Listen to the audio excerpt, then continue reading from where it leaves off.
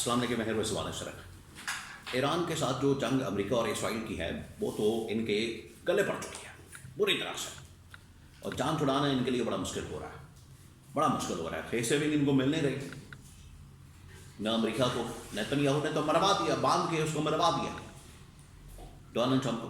अब Donald Trump फंसा हुआ है। डोनाल्ड ट्रंप को बिल्कुल समझ नहीं आ रही कि अब इस पूरे मामले से कैसे निकला जाए। एक खबर की आई कि उसे एक मौके पर पिछले दिनों 1-2 दिन पहले अस्पताल मुंतकिल करना पड़ा। उसकी तबीयत इतनी ख़राब हो गई, ये हालत हो गई है क्योंकि प्रेशर बहुत है, इंटरनेशनल प्रेशर। कोई मुल्क इनके साथ चलने को तैयार नहीं, कोई इनके साथ बैठने को तैयार नहीं, कोई इनके साथ जंग में शामिल होने को तैयार नहीं। फिर अंदर से अमेरिका के अंदर पब्लिक का प्रेशर मौजूद है। तो ये जो दबाव है, प्रेशर है, क्या डोनाल्ड ट्रंप की वाकई तबीयत बिगड़ गई है? क्या उनको फारिग किया जा सकता है? उनके खिलाफ मुआवजा हो सकता है, इम्पीचमेंट यानी कि उनको हटाने की कार्रवाई हो सकती है। आगे मिड टर्म इलेक्शन में फारिग किया जा सकता है। क्या क्या ऑप्शन है? जेडी वेंस किस तरीके से अपने आप को तैयार कर रहे हैं इस मुद्दे के लिए, इसके बारे में बड़ी अहम तरीन मालूमात मेरे पास मौजूद है। नंबर 2, ये जो पाकिस्तान ने डील करवाने की कोशिश की है, बात करवाने की कोशिश की है, इसका क्या नतीजा निकल सकता है, इसके बारे में बड़ी अहम तरीन मालूमात। ईरान किस तरीके से इन ममालिक के ऊपर हमलावर है, और ईरान के एक प्रोफेसर की जानब से यूनिवर्सिटी के, उसने कितनी ख़तरनाक किस्म की इनको वार्निंग दी है, अरब ममालिक को भी, इसराइल को भी, अमेरिका को भी, उसके बारे में बड़ी अहम तरीन मालूमात। सबसे पहले मैं ईरान के हमलों की बात करूँ, क्योंकि ईरान जिस तरीके से ताबड़तोड़ किस्म के, ये जो इनका ख्याल था, और ये जो इन्होंने हमला किया ईरान के ऊपर, इन्होंने तो ये समझा था, मैंने पहले दिन बता दिया था, बहुत बड़ी ये मिस कैलकुलेशन और एक बहुत बड़ा ब्लंडर करने जा रहे हैं ये लोग, बहुत बड़ा, क्योंकि इनके गले पड़ जाएगा। और आज देखें वही हुआ, ये ब्लंडर, ये तारीख का बहुत बड़ा ब्लंडर इन लोगों ने किया। अगर आप पिछले 100 साल के अंदर तारीख उठा के देखें इनकी, वर्ल्ड वॉर 1, वर्ल्ड वॉर 2, फिर उसके बाद कोल्ड वॉर रूस के साथ, फिर मुख्तलिफ ममालिक के अंदर, इराक़ के अंदर, शाम के अंदर, लेबनान के अंदर, अफ़गानिस्तान के अंदर, वियतनाम के अंदर, यमन के अंदर, फ़लस्तीन के अंदर, जहाँ जहाँ भी अमेरिका ने कार्रवाई की है, शिकस्त का सामना करना पड़ा। ये पता नहीं किस किस्म की सुपर पावर है। जहाँ जाते हैं जलील होके निकलते हैं, जहाँ जाते हैं खज्जल होके निकलते हैं, जहाँ जाते हैं अपने फौजी मरवाते हैं। यहाँ भी इन लोगों ने ईरान की जानिब से जो हमला किया गया, जो एयरफोर्स अमेरिका ने मैदान में उतारी है, उनको पकड़ लिया, उनको अटैक किया, उनके जहाज़ गिरा दिया, और पायलट जो है वहाँ पर गुम हो गया,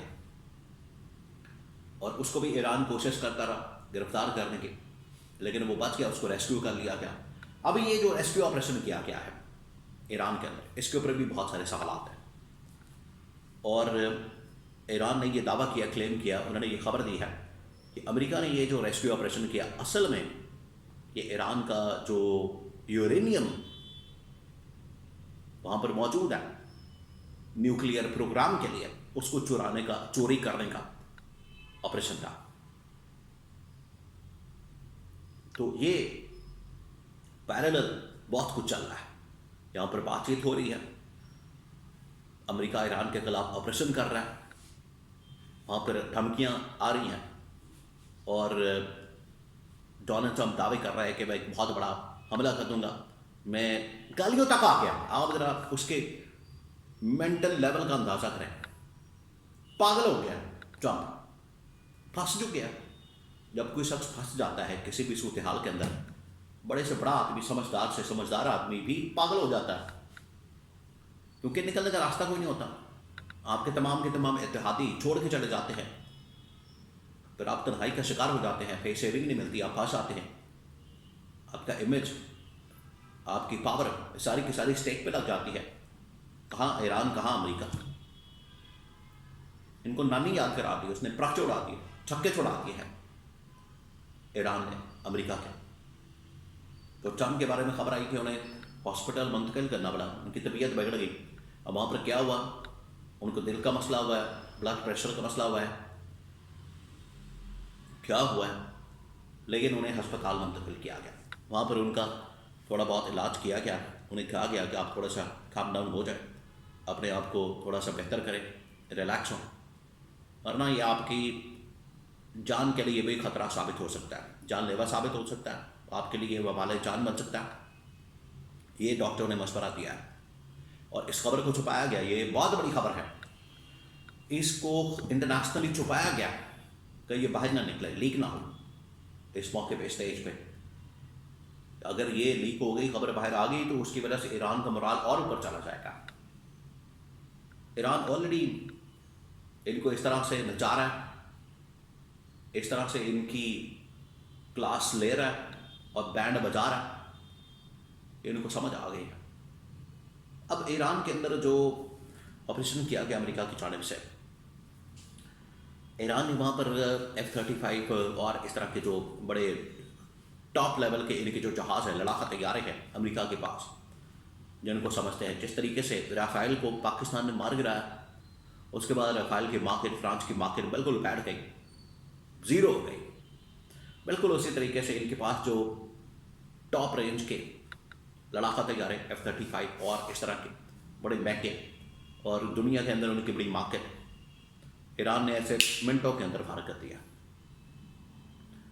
और उनके बाकी जहाज़ उनको भी मार गिराया। पायलट वहाँ से निकले, उन्होंने अपने आप को निकाला। उसके बाद ईरान ने भी उसको पकड़ने की कोशिश की, अमेरिका ने भी ऑपरेशन किया। अमेरिका ने कहा कि हमने उसको रेस्क्यू कर लिया। एक तो ये बात, लेकिन अब ईरान की जानिब से दावा किया गया कि ये जो 40 घंटे 50 घंटे ऑपरेशन किया गया अमेरिकी पायलट को निकालने के लिए, असल में ये यूरेनियम के ऊपर एक डाका मारा गया है कि यूरेनियम को चोरी किया जाए ईरान का। और पहले ये अमेरिका कह चुका था कि यूरेनियम को चोरी करने का, वहाँ से यूरेनियम उठाने का, कायम करने का हमारा पूरा मंसूबा मौजूद है। और ईरान ने दावा किया कि असल में ये ऑपरेशन किया गया। क्यों? उसकी वजह यह है कि जहाँ पर जहाज़ गिरा, जहाँ पर जहाज़ का मलबा है अमेरिकी जहाज़ों का, जिसको ईरान ने तबाह किया, उससे तकरीबन कोई 400 से 500 किलोमीटर दूर, या तो उसके रेडियस के अंदर, उसके इर्द गिर्द के अंदर 2 किलोमीटर के 5 किलोमीटर के इलाके के अंदर चले समझ आती है।